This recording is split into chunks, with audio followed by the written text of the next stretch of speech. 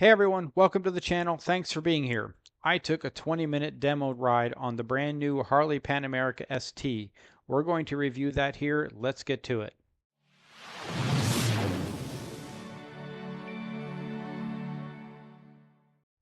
If you enjoy this video, I invite you to subscribe, like, and hit the notification bell. The new Pan America ST is designed as a street-only version of Harley's Pan America adventure bike. A modified version of this bike is featured in the upcoming Marvel movie Thunderbolts, and Harley is pushing it heavily in their marketing. Let's talk through the specs. The ST is slightly shorter than the Pan America Special and CVO. Wheelbase is about a half-inch shorter. Harley's website says the seat height is lower, but all it tells us is the unladen seat height is 31.7 inches, which apparently is about an inch lower than the CVO maybe. I'm guessing the laden seat height is around 29.5 to 30 inches. The adaptive ride height lowers the seat height even more when you get to a stop. It has a 17-inch front wheel instead of the 19-inch like the other Pan Americas have. It has slightly lower suspension and a lower ground clearance of 6.7 inches instead of 6.9.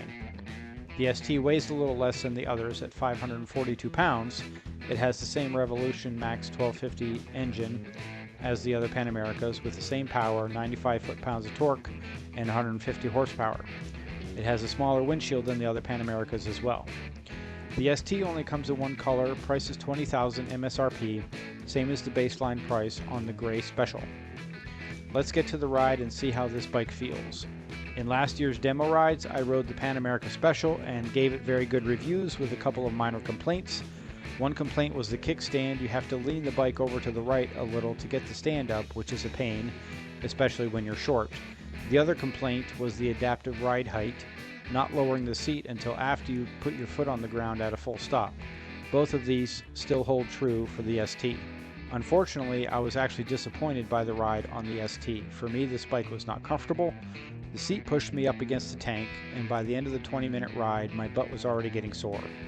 Definitely need a different seat on this. Next up, the sportier, low-profile windshield is almost useless. It did take the wind off my chest a little bit, but my shoulders and head were still fully blasted by the wind. I much prefer the taller windshield that is on the Special and the CVO.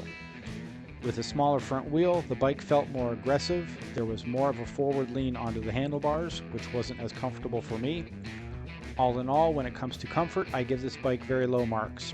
It was mildly amusing when later on in the demo day, one of the ride leaders came up to me and said, "Hey, I was riding behind you on the Pan America ST, and you look really natural and comfortable on that bike." I said, "Really?" Because I wasn't comfortable at all. The handling felt a little bit weird to me. I think that was because of the 17-inch front wheel. It handled okay, but not great. I didn't have any issues taking corners, but it didn't feel quite as smooth and natural and easy to corner as the Special did last year. The quick shifter is okay, but not great. I found it very stiff and difficult to upshift without a heel shifter. Pulling up on the gear shifter without the clutch pulled was tough and not worth it to me. Downshifting was easier because I could just push down the gear shifter, but it still wasn't very easy to do. I had to put quite a bit of pressure on it. So to me, the quick shifter was not worth it.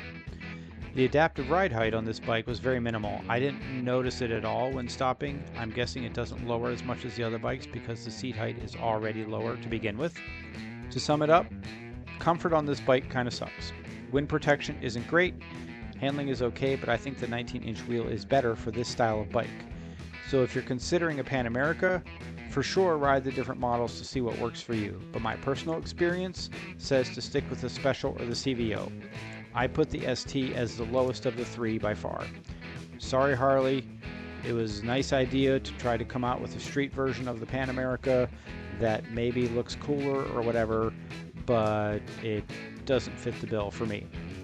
There it is, my review of the new Pan America ST. Thanks for watching. Stay tuned for more. Don't forget to subscribe. God bless you all.